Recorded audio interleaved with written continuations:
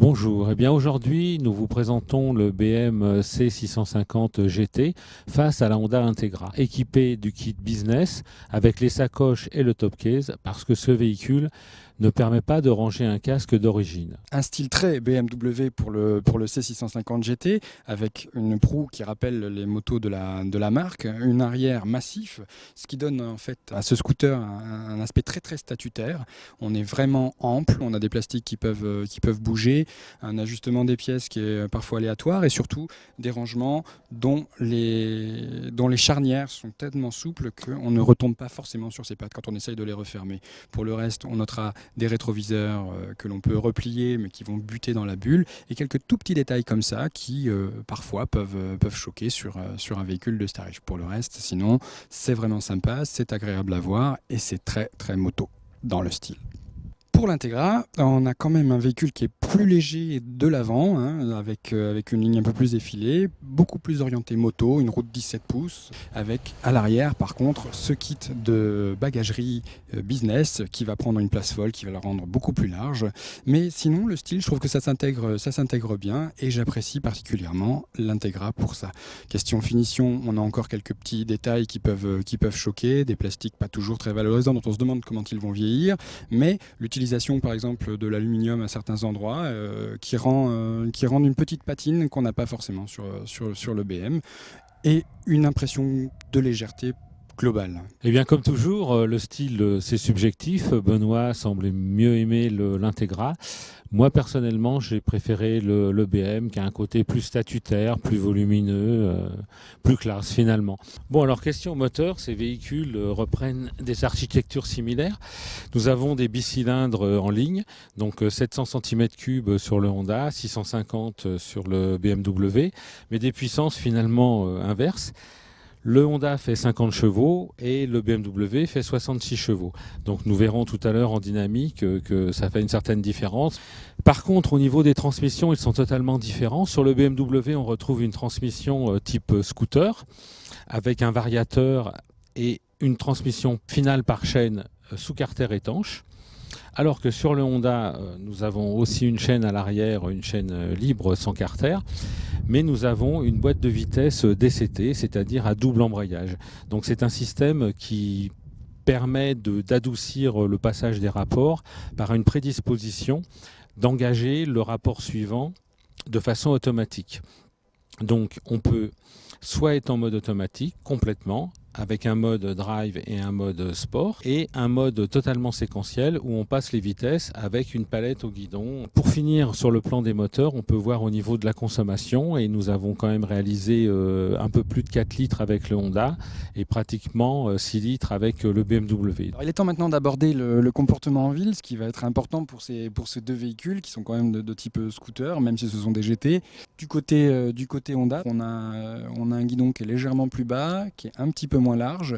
Du coup, on se retrouve avec quelque chose qui va se faufiler plus facilement et surtout un gabarit qui met plus à l'aise avec un poids largement moindre. Le 650 BM est assez pâteau de mon point de vue, plutôt lourd, vraiment posé. On ressent son poids, qui est un poids important, au-dessus de 250 kg quand même, avec tous les pleins faits. On se bat de temps en temps avec lui, même s'il est vraiment bien, il est relativement stable, mais je trouve pour ma part que le guidon est trop haut, ce qui me donne une direction un petit peu flottante, un petit peu hésitante à basse vitesse.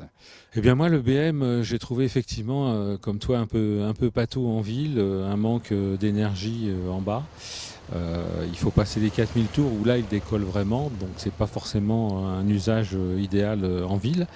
Également avec un passager qui se ressent pas mal. Il y a des repose-pieds repliables sur le Honda, mais avec ce dosseret, la place est réduite et le dosseret est très dur. Sur le BM, la selle est large, donc c'est très agréable et les poignées sont bien disposées pour se tenir sur les deux véhicules. On est bien installé à bord, bien calé sur le dosseret, avec les pieds que l'on peut allonger, prendre différentes positions.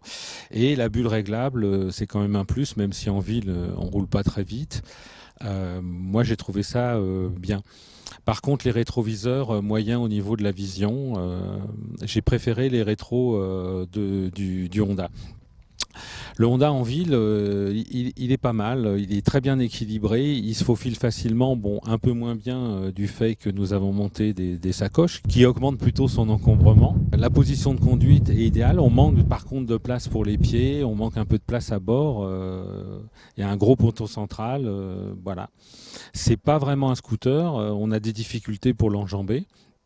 Pour monter dessus, les petits gabarits ne seront pas forcément à l'aise. Voilà ce qu'il est pour l'usage urbain. Par contre, très bien pour passer des trottoirs, pour le garer, pour le béquiller. Il est plus facile que le BMW à béquiller. En gros, moi j'ai préféré en usage urbain le Honda, même s'il est un peu moins péchu passer le démarrage, mais au démarrage il est relativement vif à condition d'utiliser le mode sport. Moi, ce que je n'ai pas trop apprécié sur le BM en ville, c'est quand on doit poser les jambes, je le trouve moins pratique, ça rentre un peu dans les mollets, alors que sur le Honda, il y avait pas de souci.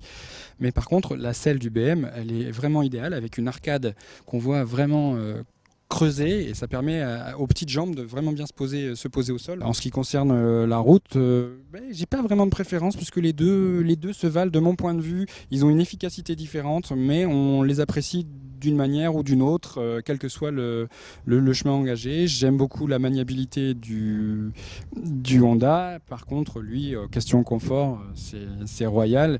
Et encore une fois, on se sent en sécurité. Bien, la grosse différence, finalement, c'est le comportement. Parce qu'on a un engin très agile, très vif, très réactif avec la Honda. Et un scooter un peu pâteau, un peu lourd à emmener.